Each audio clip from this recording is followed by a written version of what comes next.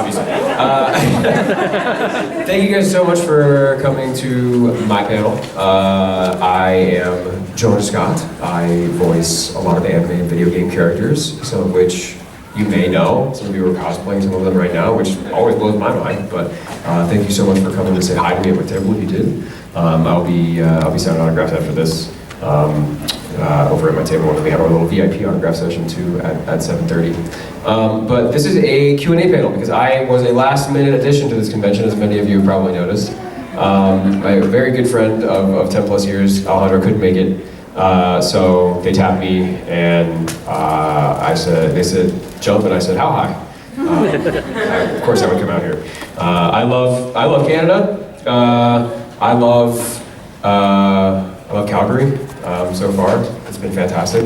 I have, and I tell you guys at my table if you come up, Canada's kind of like a second home to me because I have a lot of family that lives up here. My family lives in Alaska too, so the entire Great White North is a little bit Scott infested. But yeah, it's amazing, and I have a ton of friends in Calgary too that I rarely get to see. So this was an opportunity for me to come and see a bunch of my friends. Some of them were out of town, which is unfortunate, but I got to see a good handful of them last night, and we went out to get some food and stuff. It was great. I had a great time. But it's not about that today. This is about voice acting, I imagine, right? To some extent. But I'm more than a voice actor. I do a lot more. I'm a VTuber as well. I stream on Twitch. I've been doing streaming in general for over 10 years, but I have been a VTuber for the past 2.5, I think, maybe like almost 2 years, something to that effect. But I did it because I love my face cam streaming, and I'll be doing a lot more like content surrounding like me doing like camera stuff.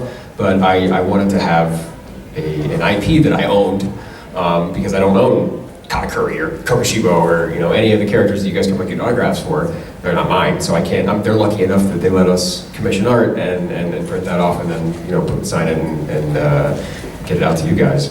But yeah, I own that character. He's but like it's like a group effort kind of thing. Streaming is where everybody kind of contributes a little bit in chat and in Discords, and we all kind of turned. His name's Alphonse. Turned Alphonse into our little guy. He's our little guy, right? So he's a silly little guy. So I'm a streamer. I'm a VTuber. I'm also a singer. My VTuber's band is an in-universe band, but it's also a real-life metal band that I'm the lead singer in. I'm a lead singer. I play the drums as well. And we have a 10 original song album out on Spotify right now.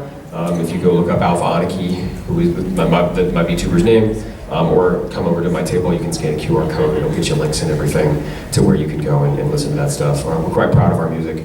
We did one cover of a Sleep Token song, and you get to go and find out which one that was. Yeah, so I've been doing voice acting professionally as long as I've been doing streaming, so about like 10, almost 15 years at this point. I wasn't really it was more like pro-am stuff when I started out because I started in college. I have a major in musical theater. That's what my degree's in, musical theater, broadcast journalism, what's up guys? And I didn't know what I wanted to do with that degree because you get that degree and you're just like, oh great, I've applied myself in college, and usually when you graduate university, you're just like, okay, time to go and look for a job, or have somebody just say, yes, you're hired, right? But as an actor, you apply yourself in college, and then you just continuously have to just keep doing what you were doing in college, but now you don't pay to do it, now you have to get paid to do it. Does that make sense? So I didn't know what I wanted to do. And I went to off-Broadway and Broadway productions that my friends were doing. Who had graduated 2 years before I did, and I audited those. So what an audit is, you basically sit in the back of the theater and just in the shadows, just kind of not drawing attention to yourself and watching as the audition process goes. And this is for some of the largest and most expensive theatrical productions on the planet, Broadway, right? And it was brutal. It was really, it was almost annoying to me for the people on stage where they could just no, wrong shoes, get out of here. No, sorry, next. We'll be in touch. Next. And it was just people didn't even get the chance to sing sometimes or read their thing and be not what we're looking for, sorry, get out of here. And not only that, but I also audited some film and on camera stuff. And that's almost even, that's more insidious in another way, where you walk into a room and there's like 9 other people in there that look exactly like you and are rehearsing the same lines you are, and you're just like, I don't, that guy's gonna get it, that guy's gonna get it, that guy's gonna get it, right? So that was like weird for me mentally. I still do that stuff sometimes. I'll do like web series and things that my friends are doing. I'll do on-camera work every now and again. If I get a commercial gig or whatever that requests me, I'll go in and film that stuff. That's no big deal, but I won't like go and pound the pavement at the Warner Brothers backlot to be told that my hair is 2 inches too short. So I didn't know what I wanted to do. I graduated and I was like, okay. And during college, I had explored online voice acting because I had played professional League of Legends for my college team. I don't do that anymore because I love myself. But I played professional League of Legends for my collegiate team, and during that we have comms that we hang out in Discord or TeamSpeak, whatever we were using. It differed based on the like bonds that we were using. But I would mock the heroes that I was playing over the comms. And just repeat what they were saying. Just at first it was just like a little tick that I had where I would just like repeat the on my way, kind of thing, like the click move stuff. And I would mute myself, and my team was just like, did they just use their ult? Do they just like do that? Like, we need to keep track of that. There's like a tick sheet that we have to keep track of who has their ult and who doesn't. You can't just say that stuff out loud. It was good, and I thought it was real, but you can't just say that stuff out loud. And I was like, yeah, I didn't really think about that strategically. So they're like, well, maybe you should do this for a living, kind of thing, right? And I was like, yeah, that's funny, but I never really thought about that, applying that.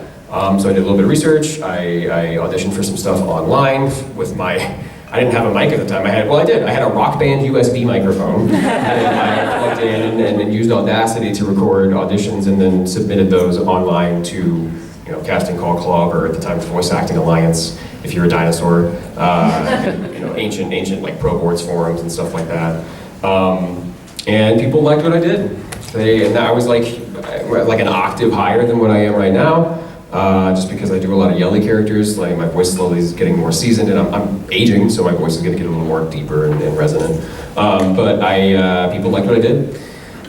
From there, I started booking, just like hobby projects. I did Attack on Titan audio dramas and stuff like that. I did all sorts of fun little like visual novels and things like that. And then eventually, people started offering money for that. And I was like, oh, I get paid to do this.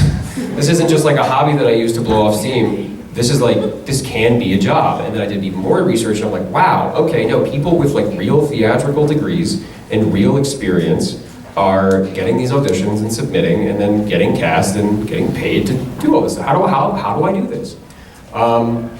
So I kept doing online work.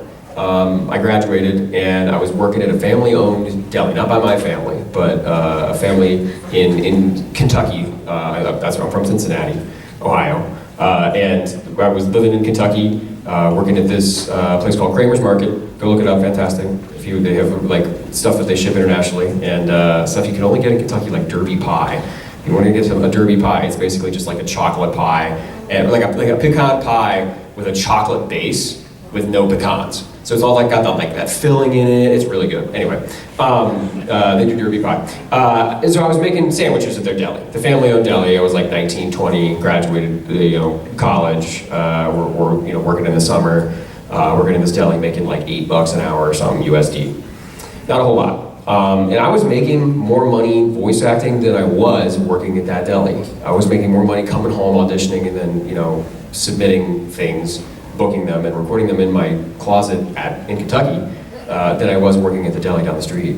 And I went to my dad, and I'm like, Dad, I have a degree in this, but I have to move. I have to move. And he's like, okay, where? I have to move to Los Angeles. And he's like, how much money are you making? And he saw it was like enough for me to, if I was consistently booking, it would be enough for me to barely survive in Los Angeles. And he's like, all right, go for it. Take your graduation money, go move to Los Angeles, and I did. At 22, I packed up suitcase, backpack, that's it. Went and crashed illegally on my friend's couch and stayed there, paying a third of his rent with him and his roommate. Broke his futon because I slept on it weird. I know I'll never be the same. Shook my world so hard again. Wish I washed away my sins.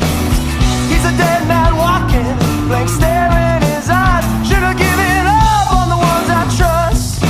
Never should've been surprised when they shot him down. Cold blood to the ground.